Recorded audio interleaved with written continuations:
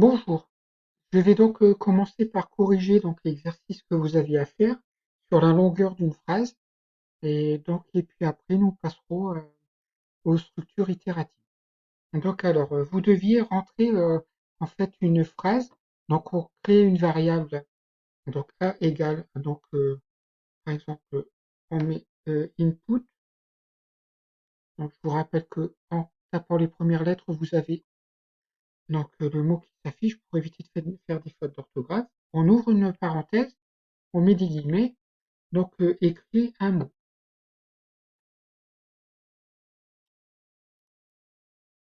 Voilà. Donc on peut mettre deux points, voilà, puis on peut mettre un espace pour qu'il soit collé.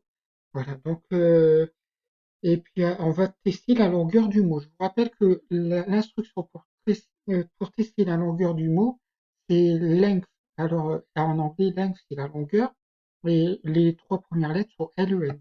Donc alors, on va faire une structure alternative, donc on va faire si, donc if, donc alors len, donc vous voyez ici il apparaît donc len entre parenthèses donc de A, hein, parce que le mot a été sauvegardé dans la variable A, qui est une variable de type string, voilà, alors est supérieur à 7, donc supérieur à 7. Donc je vous rappelle que le supérieur on le trouve juste à gauche de la flèche sur le clavier côté bas à gauche.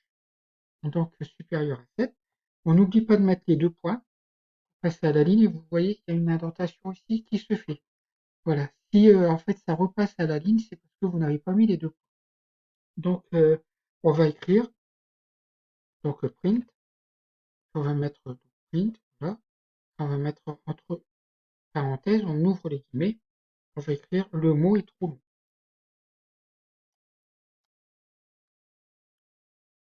Le mot est trop long, on ferme les guillemets. Maintenant ça, il n'y a pas besoin de les fermer. Voilà. Et donc on a écrit ça, il n'y a pas besoin de mettre de points, on repasse à la ligne et on revient ici on revient au début sur la même sur le même niveau que le if et on va mettre else parce que je vous rappelle que contrairement à la calculatrice que vous avez dû faire avec votre prof de maths, la programmation sur la calculatrice, il n'y a pas besoin de mettre then, hein, avec le Python. Donc else, on remet deux points, voilà, et puis là aussi, et on écrit print, donc on met entre parenthèses le mot est court. Donc le mot est trop est court. Le mot est court. Voilà, par exemple. Voilà. Le programme il est terminé. Donc ici, donc on va tester ce programme. Donc on va lancer le script ici, donc exécuter. Voilà. Alors, on écrit un mot, donc je vais écrire, je sais pas, papa. Voilà. Et là, le mot fait quatre lettres, donc il va normalement m'écrire que le mot est trop court. Ok. Voilà, le mot est court. D'accord. Par contre, si je relance le programme, et puis on met mathématiques,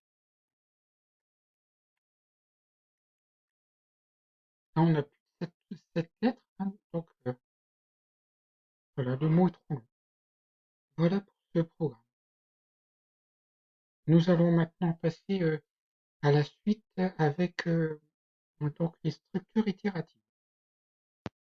Voilà, donc vous avez donc au petit 7 les boucles bornées. Donc une boucle bornée, c'est une structure itérative. Tout comme la boucle tant que, qui est une structure itérative qu'on verra après.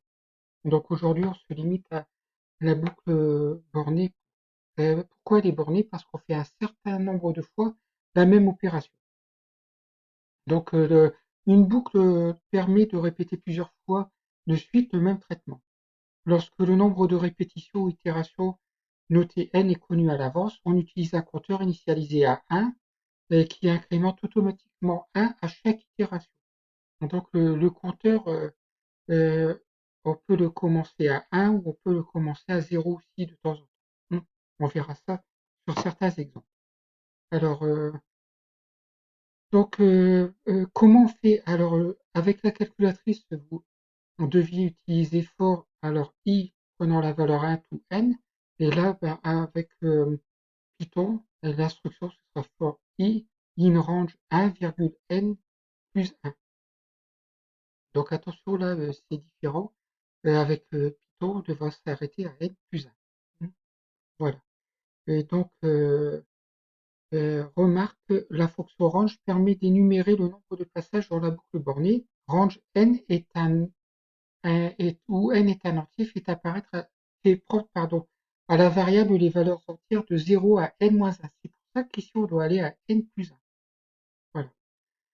Alors range n petit m, où n et m sont des entiers, fait prendre à la variable des valeurs entières de n à m-1.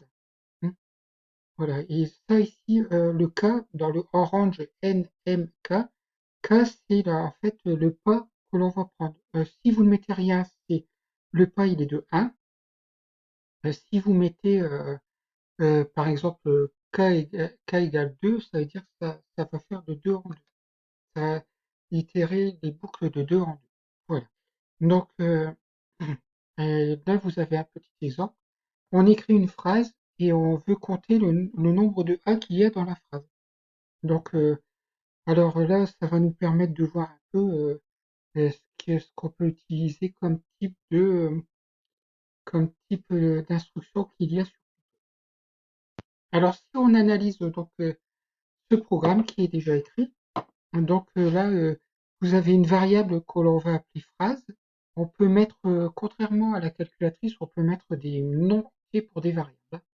Donc phrase égale input et on écrit une phrase comme tout à l'heure pour écrire le mot. Et on va créer une variable qui s'appelle nombre de A. Nombre de A, donc on met nombre avec un petit tiret bas de A. Alors pourquoi? Parce que je pense qu'il faut que il n'y ait pas de blanc entre le A, le 2 et le nombre. Donc on met un petit tiret bas pour éviter les blancs. Alors ce nombre de A, on l'initialise à 0 parce qu'au début la phrase, ah ben, il va la lire et puis il va dire pour l'instant j'ai 0 A. On va commencer à regarder chaque lettre de la phrase et puis parcourir le nombre donc de, de lettres qu'il y a dans la phrase et puis il va tester pour savoir si c'est un A. Si c'est un A, il augmentera le nombre de A de 1 par rapport au 0, etc. jusqu'au bout, en arrivant au bout de la phrase. Donc alors, on va écrire ce programme et puis on va voir comment ça marche. Alors cette fois-ci, je vais peut-être le faire avec Piso. Donc avec Piso, donc on va écrire donc dans le programme vous avez phrase, vous tapez phrase donc égale input, donc input voilà, c'est là. Donc on ouvre la parenthèse, on ouvre des guillemets et puis on écrit une phrase.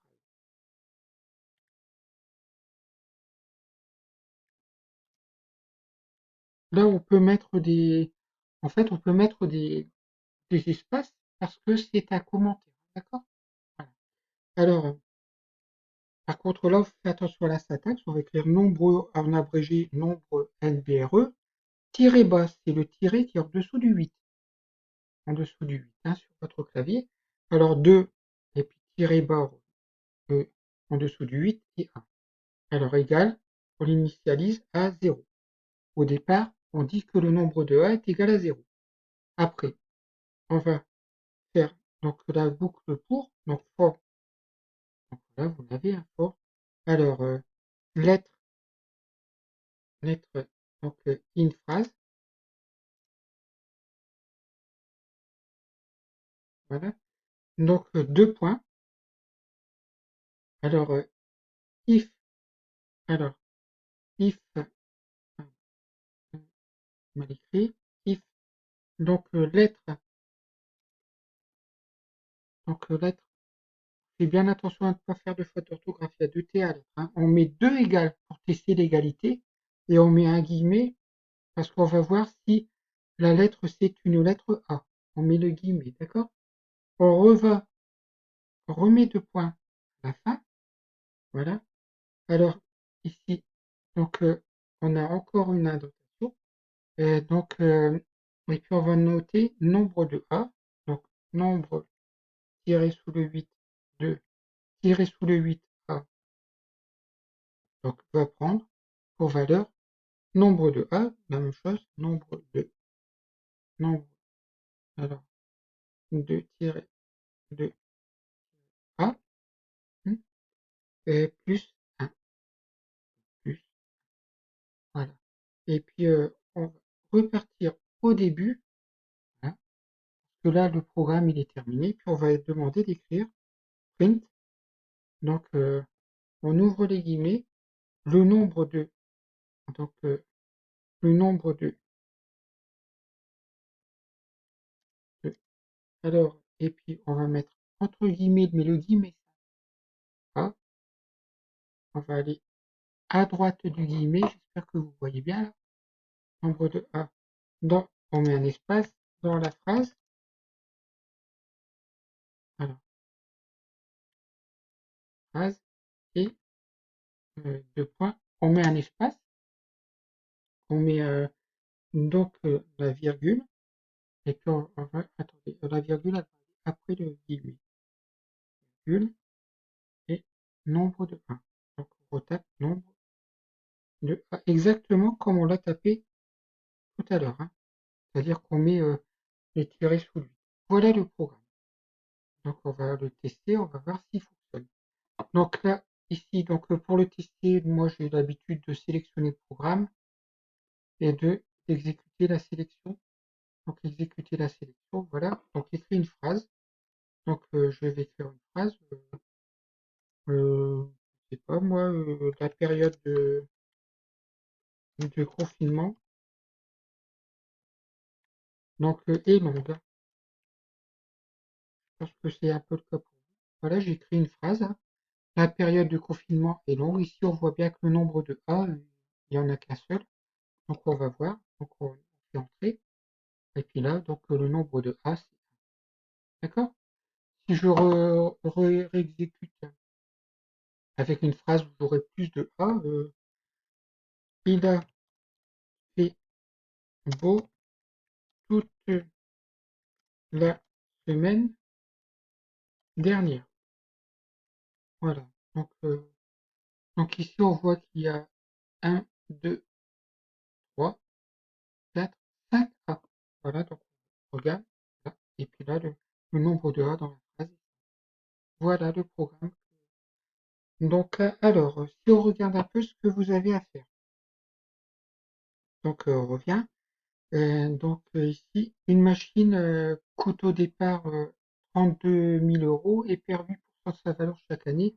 Écrire un algorithme qui permet de calculer sa valeur 20 ans après son achat. Donc ça, je vais vous le faire. Il y a, pour cet algorithme, il n'y aura pas de si, hein, il n'y aura que il y aura que le faux. Voilà. Donc c'est un algorithme qui est encore plus simple que celui que nous avons traité ensemble. Voilà, je vous souhaite une bonne soirée et n'hésitez pas à m'envoyer des messages si vous avez des questions.